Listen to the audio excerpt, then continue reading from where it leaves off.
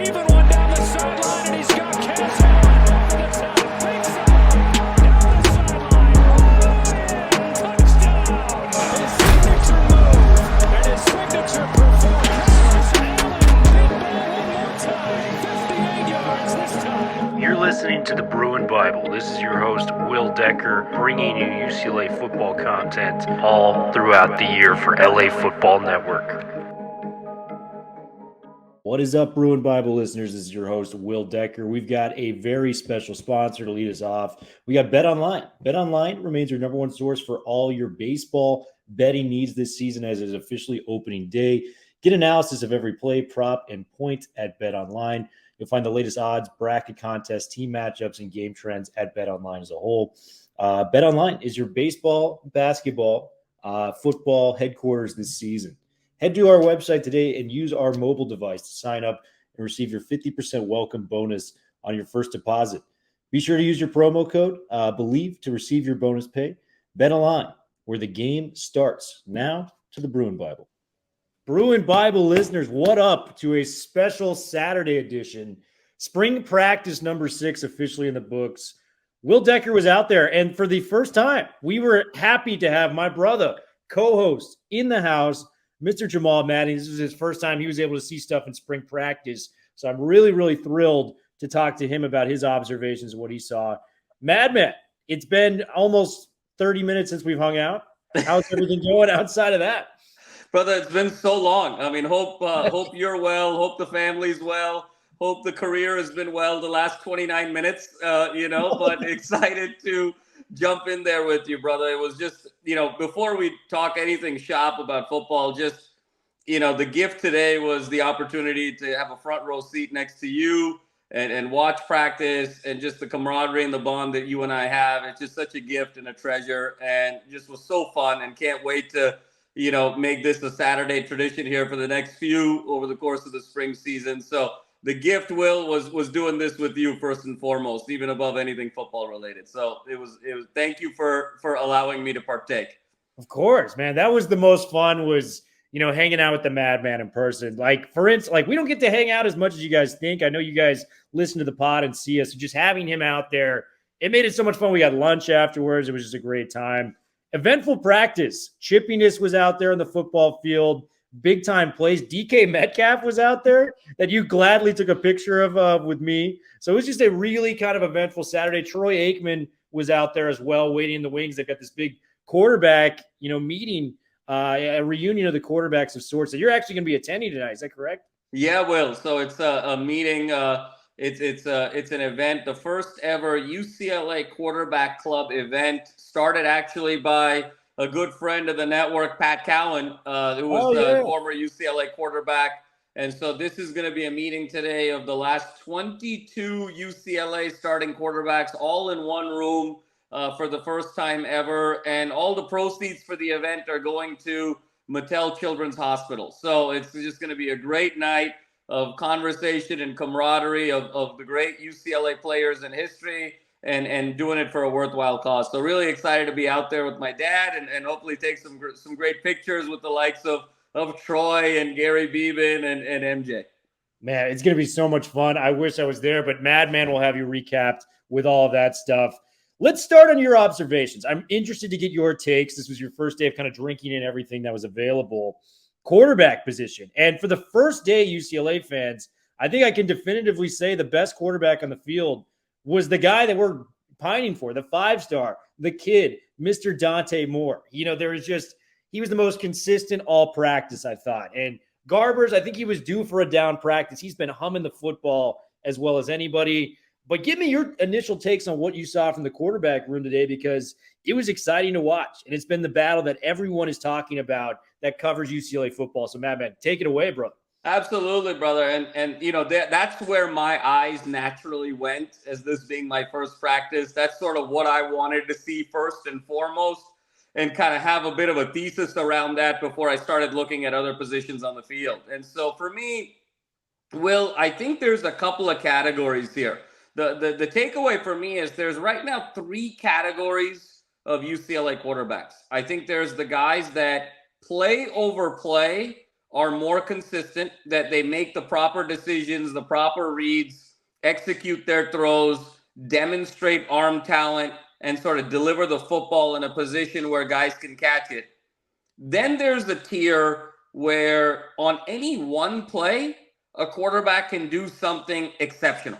But then there is a challenge to string consecutive plays together, maybe a bit of a challenge to have that element of consistency. And then our third tier is Chase Griffin, who's our great friend. What an ambassador and a symbol of UCLA. But obviously, he's more of a student athlete. What a bright future in front of him. But I think Chase is the one guy who realistically isn't really vying for the starting spot. And so I think when you talk about the other four, to me, Dante Moore and Ethan Garbers are in tier one. Those are the top two guys right now. And I think Garbers, what I saw today, obviously a couple of missed throws. He had an interception, not his best day to your point. But you can see there is a comfort of the system that Chip is running. There is a poise in the huddle. There is a confidence in the huddle. And he knows where he's going with the football. I think that even today in his mistakes, some of those were batted balls. Some of those were, breakdowns in terms of offensive line. Some of those were wide receivers actually kind of slipping and allowing the likes of a Devin Kirkwood to, get great position and make an interception. But he wasn't making the wrong throws, the wrong reads, or not making kind of the right decision in an effective pass. It was usually the defense did something exceptional to make things disruptive for him. So I think moving forward, I think Garbers is going to continue to develop and be vying for that starting spot. In terms of Dante, to me, he just does things from time to time that just make your jaw drop. And, whether it's the hash mark throws from one hash mark to the opposite sideline and getting that ball out effectively, whether even if it's just sort of the poise of making the right check down, whether it's sometimes even throwing the ball away or just, feathering that ball with that beautiful touch with the deep ball. He just does things where you keep getting reminded of the fact that he's only 17 years old. And the one comp, Will, to me, that was really interesting, and you and I were kind of talking about this live, he has such quiet feet. And, there's such a calmness to him in the pocket where he's upright most of the time. There's no wasted motion. You and I are big, we love Peyton Manning, but for as great as Peyton Manning is, he always was, bopping around with his feet. There was all kinds of stuff with the wrists, the arms, the feet. It was almost like he was doing like a stand-up comic routine back there every time, with every step. Dante is just so calm and so serene. He reminds me so much of Bryce Young in that element. And you and I kind of talked about it. So those two guys to me are clearly a cut above the rest in terms of this room. And I think those are the two guys that going into fall, the battle will be between them. In terms of the other two, the next two, to me are Justin Martin and Collin Schlee. They're in that tier 2 category of the guys that on any one play can do something that really is so impressive.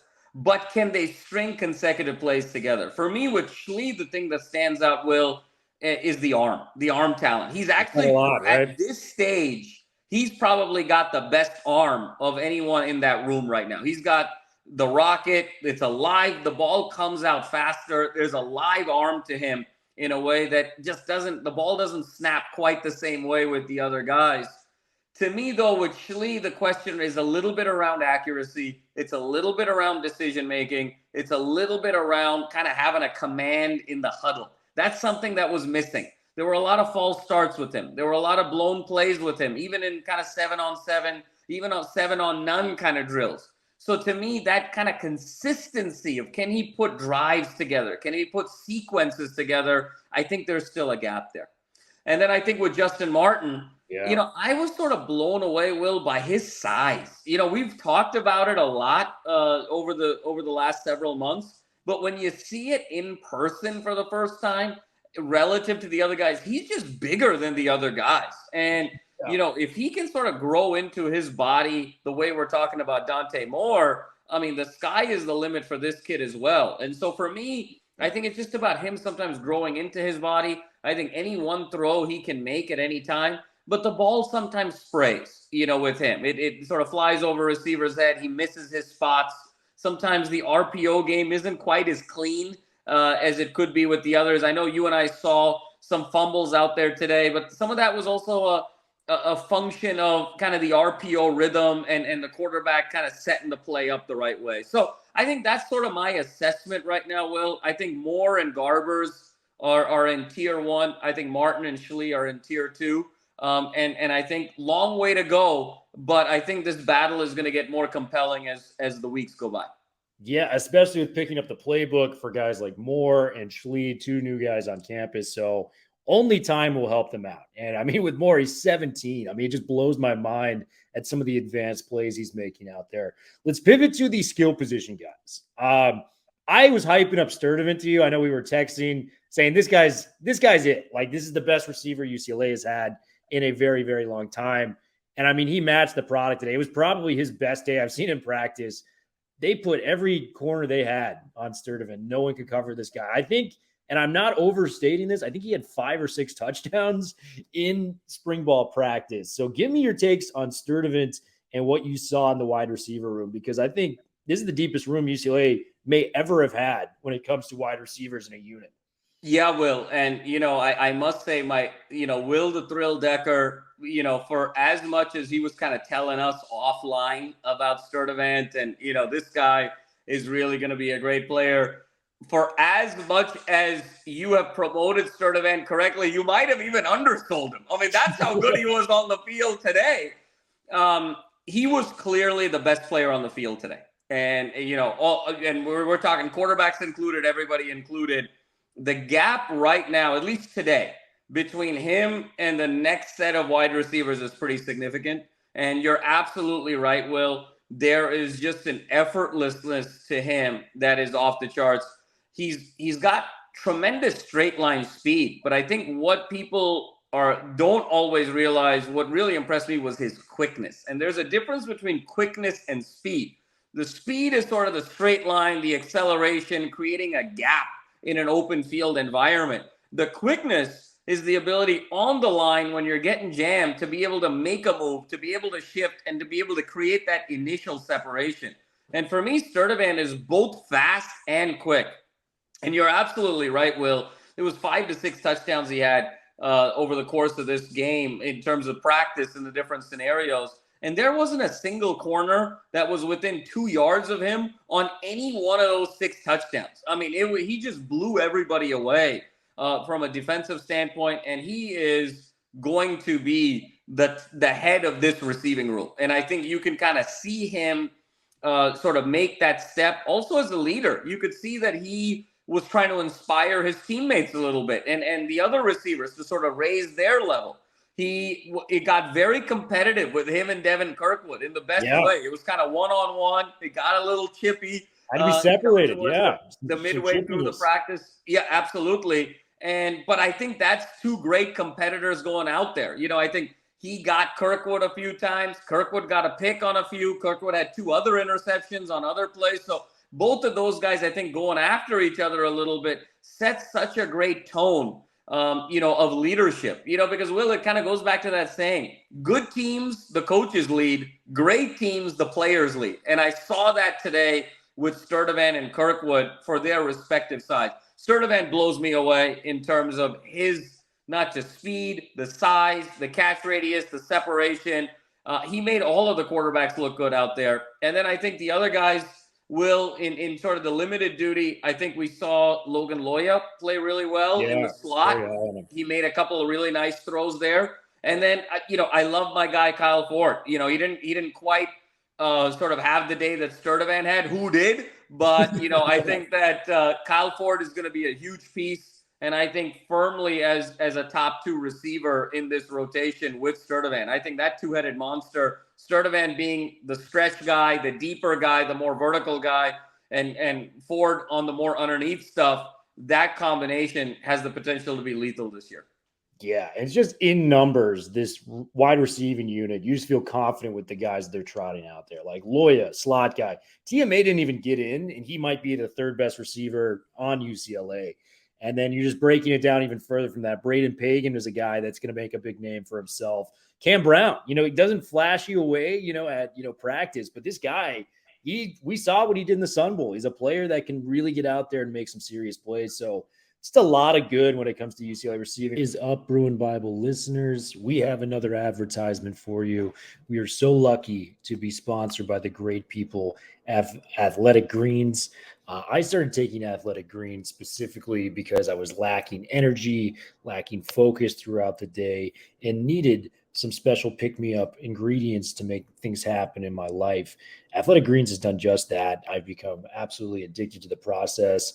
It has over 75 high-quality vitamins, minerals, whole food source ingredients, probiotics, adaptogens to make your life easier by doing this during the day. I like to take it to start my mornings off. I like to do it before a workout. Makes you feel energized, focused, and just have a lot more energy throughout the day than I typically expected. But right now it's the time to reclaim your health and arm your immune system with convenient daily nutrition. It's just one scoop in a cup of water every single day. That's it. No need for a million different pills and supplements to look out for your health. To make it easy, Athletic Greens is going to give you a free 1-year supply of immune-supporting vitamin D and 5 free travel packs with your first purchase. All you have to do is visit athleticgreens.com/LAFB. Again, that is athleticgreens.com/LAFB to take ownership over your health and pick up the ultimate daily nutritional insurance. Athletic Greens, a game changer when it comes to your health and your focus and your mindset. Running back room. This is your first taste of seeing it. I had hyped Carson Steele. He looks really good. Colson Yankoff, looks very slender. I think he lost about 10 to 15 pounds, looking very, very good coming into the year. But Madman, my still running back number one is TJ Harden. There's just a level of speed and quickness and pass catching that he can do that I don't think Steele has that in his arsenal for as good as he is. Tell me about your thoughts about the running back room. This is your first taste of seeing it. Yeah, a couple things, Will. First thing that really caught my eye being out there today after, sort of a couple of months of not seeing these guys was the body transformation of Colson Yankoff. When we last saw him in December in that Sun Bowl, obviously a bigger guy, tough guy. When you think of Colson Yankoff, you think of goal line, short yardage. You think of him salting that game away in Tempe against Arizona State. You think of him in terms of catching balls in down and goal situations in that Colorado game. You think of him as a short yardage sort of power guy, inside the box type of element. What I saw Colson Yankoff today really blew me away in terms of just his body transformation. He's much more cut than he was 3-4 months ago, and he's much more lean than he was 3-4 months ago. I think, to your point, Will, I think he lost 12 to 15 pounds, but then he added muscle to that remaining frame. And I think what I saw today was a guy who still has that same power and wants to get in there and sort of be physical with that front seven and get those tough yards. But there's a shiftiness to him. There's a little bit of a pop to him in terms of that second line of defense where I think he's going to surprise some people this year. And so really liked what I saw out of Yankoff. In terms of Steele, everything as advertised. He's absolutely jacked, as a physical specimen. Just as a specimen, he reminds me of Christian McCaffrey, just, as a specimen. And I think the physical run play was very evident. He's a guy that's going to really make a huge impact in terms of wearing down defenses, play over play, down over down, downhill runner, kind of a one cut and go guy. I think the one question I have for Steele, and I think the one thing I'm going to be particularly mindful of in watching him from now until the start of the season is his ability to get to the edge. That's one question I still have with Steele in terms of what I saw today. A little bit of a challenge for him to get to the edge. And so if he's going to kind of stay inside the hash marks, that may be a little bit limiting in terms of how we think about him in terms of all types of down and distance situations as an every down back. And then I think the leading guy, Will, you said it best, is TJ Harden. I think the combination of the feet, he made some moves today with his feet where it was just kind of lateral quickness. It was sort of the old school Le'Veon Bell type of feet. He would start a run, on the right hash, get to the left hash, vice versa, start a run on one side of the field, get to the other side. He's just so smooth with the ball. That Dickerson pose and strut and sort of cadence that he has to his game. And then he looks the most fluid out of the backfield as a pass catcher, as a guy receiving the ball. And I think what's interesting here, Will, is with Harden, he actually catches the ball like a receiver, because in the sense, like, he's catching the ball with his body, he's bringing it in, but he's always angling his body in a way where he can then turn upfield for more yards as quickly as possible. If you watch the other backs, when they catch balls out of the backfield, Steele and Yankoff in particular, they're looking right back at the quarterback when they're catching the ball. And so then they have to kind of completely turn around before they make their next cut. Harden sort of catches it from the side, like he never, if you notice with Harden, he's never completely facing the quarterback when he's catching it. He's always catching it from the side of his body, the way an elite receiver would. So it just speaks to how comfortable he is in terms of not just running the football, but also receiving. So right now, Will, for me, at this stage in the game, I think I've got Harden 1, Steele 2, Yankoff 3. But I think that Yankoff can really make Steele work as well. Yeah. And I could see a scenario where Yankoff could be as high as RB2 once we see the opener against Coastal Carolina. I think that there is that much to like about Yankoff, and I think that much that he sort of transformed his body. Yeah, and you made great points on that. The style of play that's reminiscent to Harden for me, not the guy. I'm not making a comparison. You got to be careful when you make these comparisons. Very Marshall Faulk-like. It just looks easy when he's catching the pass. It looks easy when he's running the football. There's just a lot of good to like with Harden. And yeah, you were right. When setting the edge to the outside, he played very well in the MAC. Nobody's taken that from him. One of the best, most productive running backs Steele was at Ball State. But this is a completely different speed going to the Pac-12. It's going to be interesting to see how he adjusts to that.